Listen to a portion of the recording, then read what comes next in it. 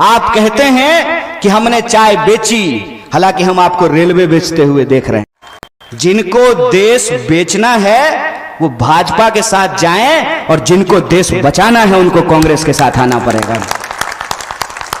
और मैं एक राजनीतिक पार्टी के तौर पे यह आह्वान नहीं कर रहा हूं। आजादी का आंदोलन जिस पार्टी ने लीड किया है, आजादी के आंदोलन की जो विरासत है, उस विरासत के आधार पे जो संविधान की रचना हुई है, और उस मंत्रिमंडल की खासियत देखिए। पंडित जवाहरलाल नेहरू देश के पहले प्रधानमंत्री हैं। वो इतने सहिष्णु थे कि उसी मंत्रिमंडल में डॉक्टर बाबा साहब भीमराव अंबेडकर भी थे और श्यामा प्रसाद मुखर्जी भी थे। और आज एक आदमी बड़बोलेपन में खरीदे हुए मीडिया के सामने खड़ा होकर के कहता है कि आज की परिस्थिति होती तो संविधान नहीं लिखा जा सकता है।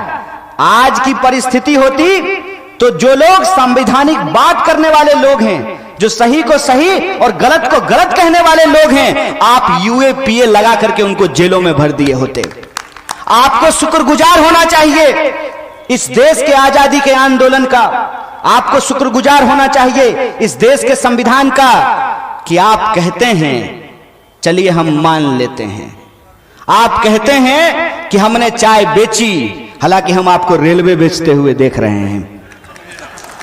अगर एक चाय बेचने वाला का बच्चा देश का प्रधानमंत्री बन पाया है तो ये वो विरासत है जिस विरासत को सेलिब्रेट करने के लिए आज हम यहां इकट्ठा हुए हैं। ये वो दोस्ती है। बहुत सारे लोग आवाज उठाने के जुर्म में गलत तरीके से जेलों में बंद करके रखे गए हैं।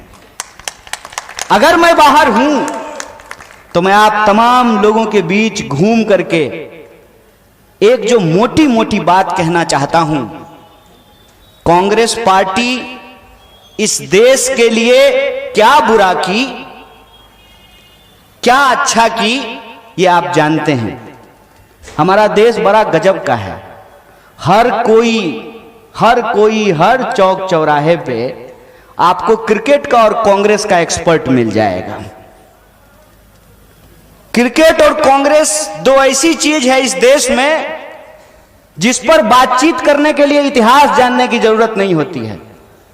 कोई भी कुछ भी बोलता है। जब मैं 28 सितंबर को अपने साथियों के साथ कांग्रेस पार्टी ज्वाइन किया तो मेरे बहुत सारे दोस्तों ने मुझे कॉल किया, और उसमें से एक दोस्त की बातचीत मुझे आज भी याद है। उसने कहा, और क्या डील हुआ है, यही भाषा थी। सुन करके बुरा लगा, लेकिन मुझे लगा कि कई बार बुरी चीजों को हंस करके टाल देना चाहिए। वो उधर से बोला, क्या डील हुआ? हमने कहा, मंगलयान जाने का प्रयास कर रहा है। बहुत जल्द मंगल ग्रह पे अपार्टमेंट बनने वाला है।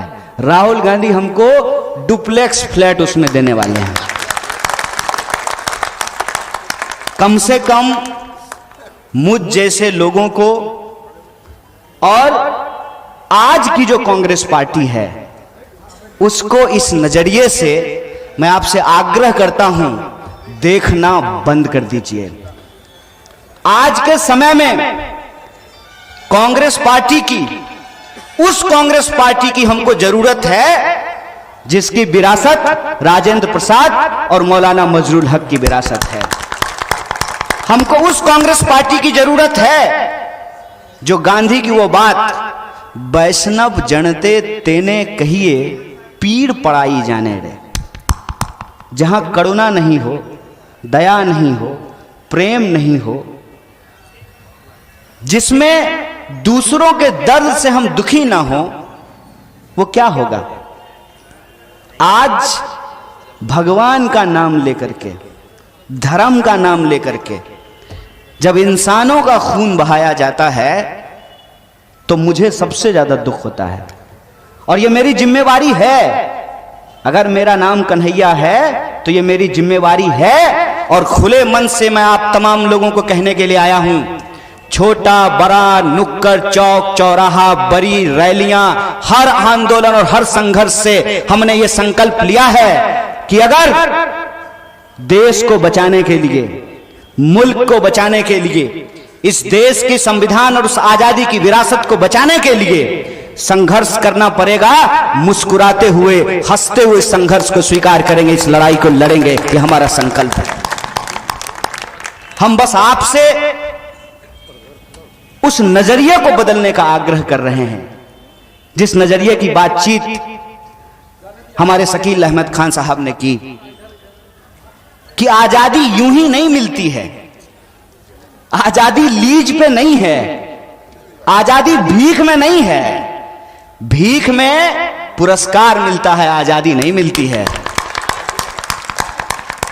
चापलूसी करने से पद मिलता है, अधिकार नहीं मिलता है।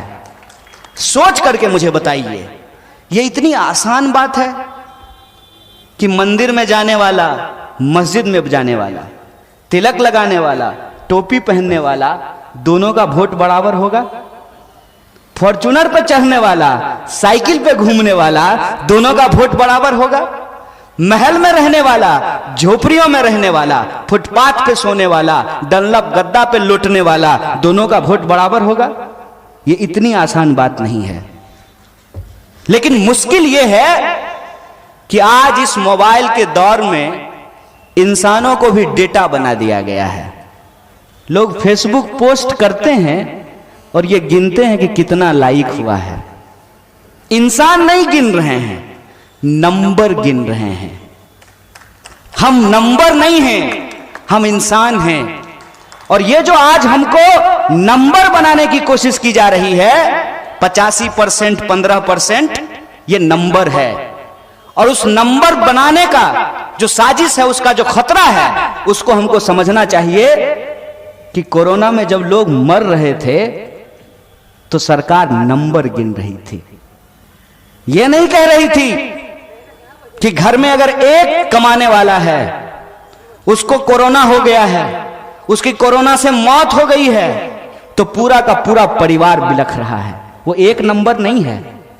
उस इंसान के भीतर भावनाएं हैं, उस इंसान का वजूद है, उस इंसान का इतिहास है, उस इंसान की विरासत है, उस इंसान की पहचान है। वो एक नंबर नहीं है। वोटों के इस खेल ने, नोटों के इस खेल ने सिर्फ इंसानों को इंसानों से जुदा नहीं किया है, उनको नंबर बना दिया गया है। हमको नंबर नहीं होना है, हमको नागरिक होना है। देश जब 1947 में आजाद हुआ था तो हमने अंग्रेजों से अपना देश इस शर्त पे वापस लिया था कि इस भूभाग पे रहने वाला हर इंसान, चाहे हिंदू हो या मुसलमान, वो इस देश का नागरिक था, है और रहेगा। इस बात पे सहमति हुई थी। हमने जो संविधान स्वीकार किया, संविधान सभा ने जो संविधान तैयार की, उसमें सबको बराबरी का अधिकार दिया गया, सबके वोट बराबर किए गए, महिला पुरुष के वोट बराबर किए गए। आप सब इस बात को जानते हैं। आज भी आपके और हमारे घरों में महिलाओं के अधिकार बराबर नहीं हुए हैं, लेकिन संविधान ने महिलाओं का अधिकार बराबर करके रख दिया। ऐसा नहीं है कि मेरा वोट एक है और मेरी माता जी का वोट आधा है, उनका वोट भी एक है।